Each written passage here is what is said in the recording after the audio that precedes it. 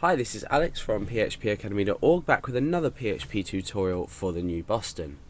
In the last object-oriented programming example we looked at, we created a class called bank account with a property of balance, and we've set this to 10.5 just as an example. We've made this public for now before we talk about properties and their different types. We've just created it public so it can be used by the rest of our page. Now we've also created a method which is called display balance, and we've echoed this out here. You can see it returns a value here of balance and then this balance. So returning the value of the balance, which we've now echoed out onto the screen. But what happens if we want to start to modify this balance? So within a bank account you can obviously display your balance, but you can withdraw and you can add funds to your account. So you can add money. So we can go ahead and we can create another method, and we'll name this first and then we'll talk about how we're going to do it.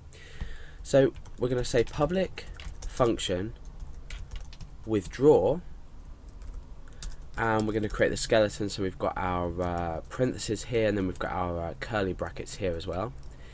So within withdraw, what we want to do is, much like a function in normal, like when you're programmed procedurally in PHP, we want to take in a parameter. So I'm going to take in int or amount, for example. That makes it look a bit better.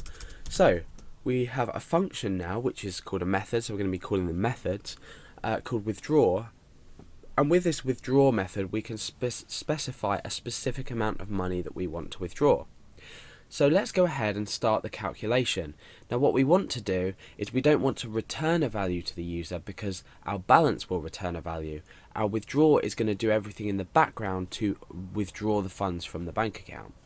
So what we can now do is we can say this, remember we use the this keyword, or the variable if you like, the variable this corresponds to the whole of our class. So we're saying this balance, so we're picking up the variable here much like we did in this part here, and then we're saying equals this balance. Now this is equivalent, and then we say minus the amount. So we're taking the parameter that we've fed in, or the argument that we've fed in, the argument here, and we're minusing, so we're using the minus mathematical or arithmetic operator here to minus the amount that we specify. So this is the same as if we were going to do balance equals balance minus amount. However, because we're working within a class, we need to reference it this, and then we use the hyphen and the greater than sign to get the balance from this class. So the current balance which is a property inside this class, is equal to the current balance minus amount. So what we've done here is we've successfully created a method that is going to withdraw a specific amount from our bank account. So let's say before we display our balance we want to withdraw a certain amount.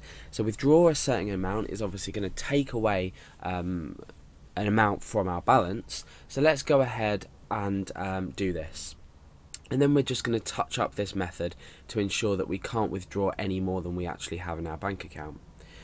So we simply say Alex, remember we've created the new instance of the variable of the class up here. We say Alex, and then we say withdraw, and then obviously in the brackets, much like we did with display data, we didn't put anything in the brackets because there's no arguments in here. With withdraw, we just specify an integer amount. So we could say withdraw 5. So if we want to withdraw £5, we withdraw it. What this will do is it will take away 5 from the property balance, and then it will echo out our balance, so we're displaying our balance. So let's just go ahead and comment this so we know what we're doing. New instance of class. Then what we're doing is withdrawing £5, and then we're displaying balance. So what we've done is we've created a new instance, which is fine. Now what we've done, the difference is before we display the balance, we're making a withdrawal of 5. So let's go back. Now what should happen is we should display the balance out as 5.5, as you can see here. So we've displayed the balance out now as 5.5. So we've successfully withdrawn £5 from our bank account. In fact, I'm going to get rid of these comments because I know it's going to make it look a lot messier. Okay, so now what we need to do is check inside withdraw whether we can withdraw this money or not. So what we need to do is we need to create an if statement. We need to say if this balance, and we can pop that in brackets just to make it easier to read. If this balance is smaller than the amount, so if our balance is smaller than the amount we're trying to withdraw, then oh no, sorry, we need to say echo something. Otherwise, we can make the deduction from our bank account. Okay, so in here we can just say echo, or we can even throw a new exception, but we'll deal. I have tutorials on throwing exceptions, so you can take a look at that. So we've got just echo not enough funds, or money, we'll say, to keep things simple. So let's go back and refresh, and we can see that that's absolutely fine. Now let's try and withdraw £12. So let's go down. So we're going to say withdraw £12. Now what we should do is get the error message, not enough money, and then it's still displaying our balance because we've specified displaying our balance down here. So not enough money.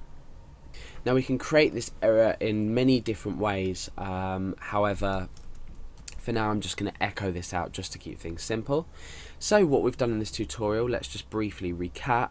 We have created a new method called withdraw, and we've allowed the user to withdraw a certain amount of money from their bank account using this amount argument. We're checking if there's enough money in the account first of all, otherwise we're deducting the balance from the balance property, or the amount withdrawn from the balance property. And we're doing this by calling the method here, which is reference to the new instance of the bank account class that's named Alex.